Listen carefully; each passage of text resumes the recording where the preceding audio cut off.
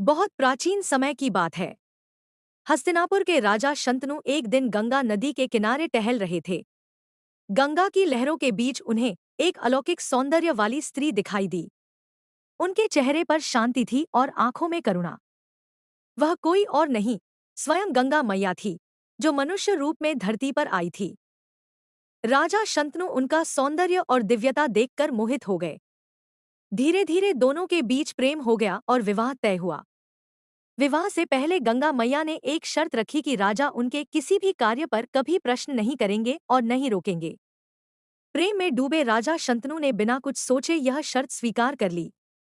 विवाह के बाद गंगा मैया ने एक के बाद एक 8 पुत्रों को जन्म दिया। लेकिन हर बार पुत्र के जन्म के तुरंत बाद वे उसे गंगा की गोद में प्रवाहित कर देती थी। राजा शंतनु यह दृश्य देखकर भीतर ही भीतर टूट जाते थे। पिता का हृदय करुणा से भर जाता, परंतु दिए हुए वचन के कारण वे मौन रहते थे। 7 पुत्र इसी प्रकार गंगा की लहरों में विलीन हो गए।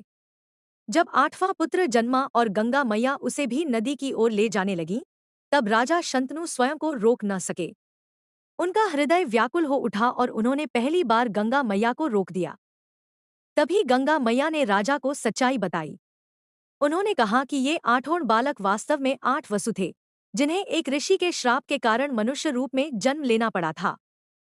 पहले 7 वसुओं को जल्दी मुक्ति दिलाने के लिए उन्हें गंगा में प्रवाहित किया गया था, लेकिन 8वें वसु को धरती पर रहकर महान कार्य करने थे। वही 8वां पुत्र देवव्रत था। गंगा मैया उसे अपने साथ ले गईं और वर्षों तक उसे दिव्य ज्ञान, शस्त्र विद्या, धर्म और नीति की शिक्षा दी। देवव्रत अत्यंत तेजस्वी, ज्ञानी और वीर बन गया।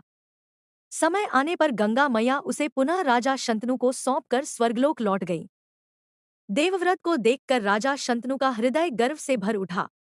उन्हें यह ज्ञात नहीं था कि आगे चलकर यही पुत्र त्याग, बलिदान और धर्म की सबसे बड़ी मिसाल बनने वाला है।